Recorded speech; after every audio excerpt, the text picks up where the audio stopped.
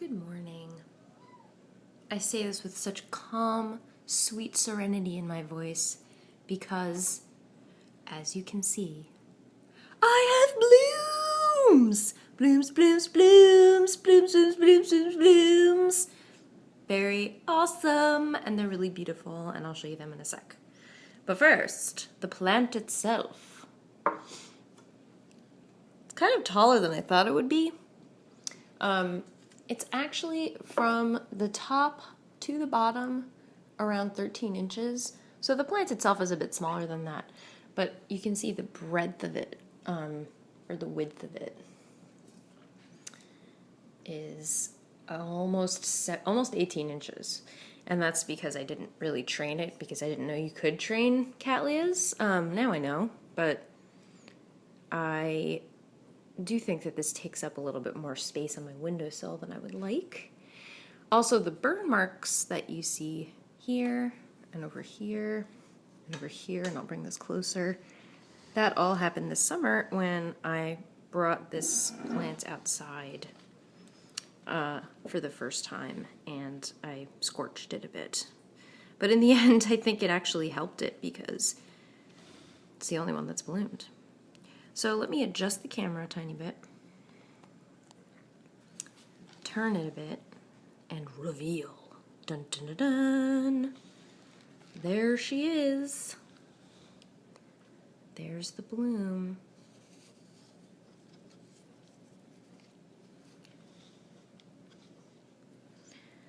I think this is open all the way, but I could be wrong. And again, the issue with cameras and camera phones and all that jazz is that it doesn't quite capture the color. The color is a magenta red, and there's a tiny bit of yellow on the petals. Just the tiniest little stripe, just like the tiniest little whisper. You really have to look closely to see the yellow, but you can see it's right in there and a little bit over there. That's not a trick of the light. There is a tiny bit of yellow. The flowers are about 2 inches tall and 2.5 inches wide. And again, I'm assuming this will maybe open a tiny bit more, but this is when I have the time to make a video, so sorry. But the second bud on this side, the one that got a little smooshed, it's doing okay. It's not fully opened yet. And it's got these beautiful, delicate frills on the petals that I really enjoy. I think it's almost like a wave. There's like a wave pattern to them. I don't know if you can see that. Like from the side, you see that crinkle? I really think that it's a very, very handsome flower. Very beautiful. And delicate. Just a gorgeous color, really gorgeous color. Let's see if I can get a better shot of the color. Here you can see it's a bit redder. Sorry, my cat's crying. It's a bit redder and magenta. Yeah, that's close. I mean, it's a little bit redder than that, but that is very close. Really beautiful. It's a little bit hard to get at because it's kind of stuck in there behind a couple of leaves.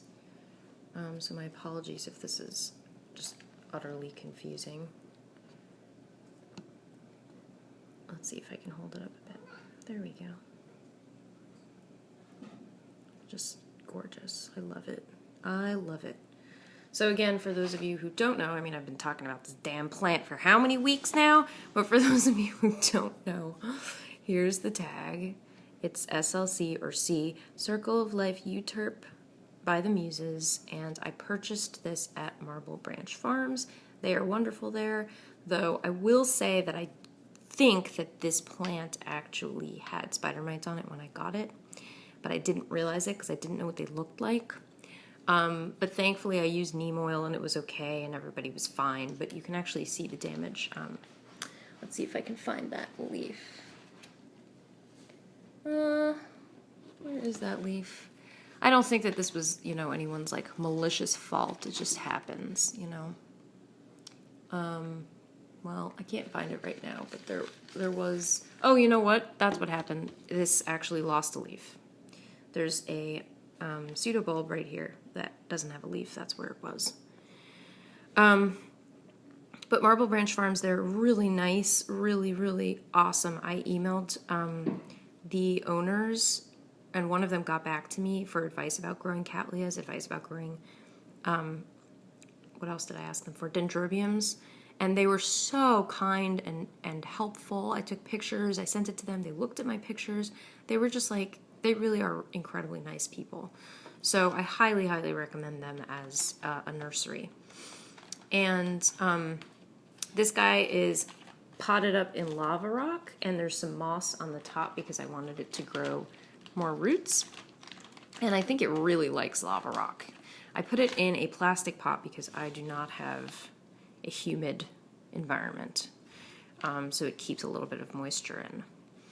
And I've had this plant a little over a year.